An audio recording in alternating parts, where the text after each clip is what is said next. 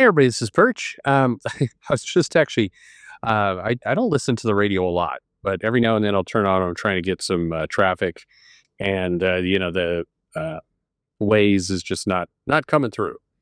And catch this news story. They're like, it's the reason why I don't listen to a lot of news on the radio or frankly on TV is that they feel like they got to mix up like real, like legit news, like news I want to hear with a bunch of silly human interest news. So they're going through some story, and then they get to there's a replacement for the helicopter parent. That's basically a parent who's hovering around the child, preventing them from getting any trouble and hurting themselves, and just overly plugged in to their children's lives. Helicopter parent. He goes, it's a new style of parenting called FAFO parenting. FAFO parenting is you let your child do things and then just deal with the consequences. And I'm like, what a weird name, FAFO parenting. It took me a long time to figure out they're basically politely saying fuck around and find out parenting, which I don't know, I found very funny. FAFO parenting. Yeah, sounds nerdy. All right, I don't know why I relayed that story to you, but it was funny to me. So let's get to this mail. It says, "Hey, dear Papa Perch." Dear Papa, that's right. I like that. And it all spells destruction for you at sacrifice, Kurt Angle, or whoever was the person. If you don't know, there's a clip, and it's really funny. And you go on YouTube and you just basically do Scott Steiner or Big Papa Pump. I promise it's not porn. Does math. Like put in that search term, like Scott Steiner does math or Big Papa Pump does math. And it's one of the more genius things they ever did on wrestling.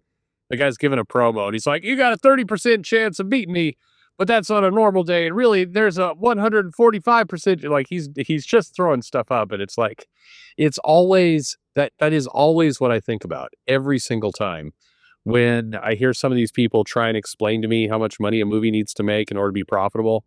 It's like, it needs to, right now they've just started for Thunderbolts. So like it's going to need actually 3 times what it spent in order to make, because they've got to make back their initial money, and then the theaters are going to take half the money, and then there's international marketing fees, and then it's like whoa, just what the you're doing Scott Steiner math all of a sudden. It's like, and that's why it spells destruction for you. It's sacrifice anyway. All right. The mail says, I think you have gone over your favorite hero characters, but I haven't heard your favorite top 5 villain characters unless I missed it. Who are they and why? Top villain characters. So I'll give you 5. I don't know if these are the favorite of all time, but I'll do my best. And then what I'm hoping is that all of you in the comments will, first let me know that you went to watch Big Papa Pump and his attempt at math, because definitely do that. But then also let me know who are your top 5 villain characters, or just top villain. Who cares? However many villains you want to mention.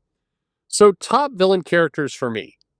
And to where I'm going with this is characters who I think have truly shown villainy, who are kind of legit villains. So number 1 is a character that Marvel is currently dealing with, and that's Doctor Doom. I think he is one of the top villain characters. They've given him some sympathetic backstory material, but they've also had him, take his the love of his life and skin her alive so he could wear her skin as a coat. In order to increase his magical powers, or armor, I should say. Doctor Doom has done some horrific things and has truly been a deep villain. Unfortunately, I would say Doctor Doom has also fallen prey to bad writing, where when the writers are just basically making him about Richard's bad, me smarter. When they go down that path, it sucks, and you get a crappy character. But when you allow Doom to just be an evil, maniacal, definitely evil character, been some amazing stories from a number of different creators, including Mark Waid, who did a really evil Doctor Doom. Sorry. And so I think that's one of my favorite characters, definitely as a villain, but has been written shitty, including how the character is being written right now, has been written shitty. But that's one. Another villain character, and this one has no rhyme or reason at all. I just think it's a cool character, interesting design, could do some cool stuff with it. Rarely does. Eclipso over the DC universe. I've always liked as a villain character. I've always kind of liked the dynamic. I like the things you can do with it. I always feel like you could do something really, really big with him. I don't think it's remember when they did a comic? I remember this. If you were running a store, this is in the early '90s, and they did a comic where they put the little Eclipso kind of purple diamond glued onto the cover, and I think I think I was with Diamond at that point. I may have still been with Capital City. God bless them. Miss them every day. But I think I then moved over to Diamond, and they packed those comics in the box and fucked up every comic because this little diamond like poked into the comic that was behind it, which was usually just another copy of it. So basically, it just ruined a bunch of comics. But anyway, um, I love that character. I can't, I like the design. I like some of the mythology. I like the backstory. I like things that could happen with it. I think there's a kind of evil, kind of, mind control taking over someone and doing sinister things. I always felt like DC, if they really wanted to do something like truly like horrific, that would be a great character to do it with. Shifting gears over to, well, I guess they're owned by DC now, but independent, Wildstorm, the Doctor character in The Authority. I loved that character because there was zero redeeming value. So this was in The Authority. One of the previous Doctors. It showed what happened when he was able to be given absolute power immediately, like traumatized the team, just fucked them up majorly. Went back in time to molest one of the heroes that was fighting him when she was a girl, in order to traumatize her, so she was incapable of fighting anymore. I'm just sick and horrific, just awful, awful villain character. And I felt like that was Mark Miller who did that one. I just they pulled no punches. And I think for me, and I'm going back, villains should be irredeemable. Not all of them. I definitely appreciate the tortured backstory of a Magneto, or some of those things, but you don't need that for every character. Like that, like there's been comics where they've tried to go in and give kind of a sympathetic backstory a little bit to the Red Skull, and it's like that don't do that. Just let some characters be monsters, just truly horrific monsters. And so for me, villains have kind of gone more or less in that direction. So I've given you three. Now I'm going to shift gears a little bit to a team of villains. I like the Masters of Evil back in the Avengers days. I like the different iterations of that team. That's probably my favorite villain team, more than like the Legion of Doom, or the Brotherhood of Evil Mutants or stuff like that. I like and especially it was that I don't think the comic was called Under Siege, but it was basically where the Masters of Evil came and just effed up the Avengers mansion, and crippled poor Jarvis, and just like that was a great. I just liked how you had different styles of the characters. To his credit, Bendis recreated a little bit of that magic in the Dark Reign aspect, where you had the Dark Avengers. There's a little bit of that, different personality types, and the villains are sniping at each other. You saw a little bit during the Acts of Vengeance when you had Magneto take his revenge against the Red Skull. I just like that dynamic of character. I think that was really good. Um, One more villain. I don't know, lots to choose from. Uh,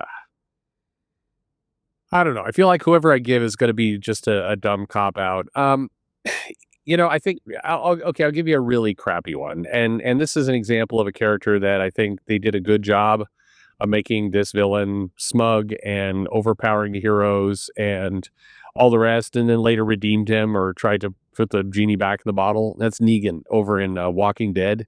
I think that's an example of a good character that became or just a lot of people hated Negan because he was kind of one dimensional, cursed and bad, just kind of, but then it was worse when they humanized him and tried to explain why he was the way he was and everything else. It's nice to just have a villain, even though his comics about zombies. I don't feel good about that pick, to be honest with you, um, but I think that there was elements of you need, especially in superhero comics or comics. Walking Dead's not a superhero comic, but in stuff like that, you need some characters who are just rotten villains.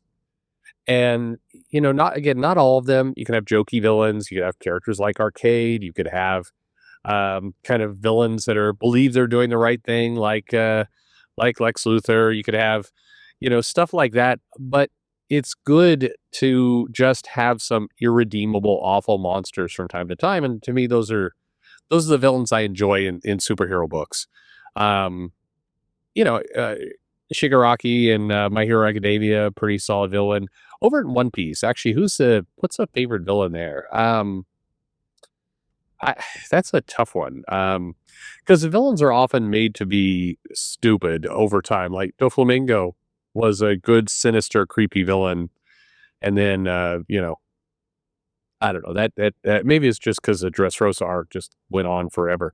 I think Crocodile during some of his initial run was pretty great as a villain. Anyway, there you go. I've given you a couple things. And like I said, I could answer this question like a week from now and probably have a bunch of different answers. Um, Fortunately, comics have given us a bunch of pretty cool villain characters over time.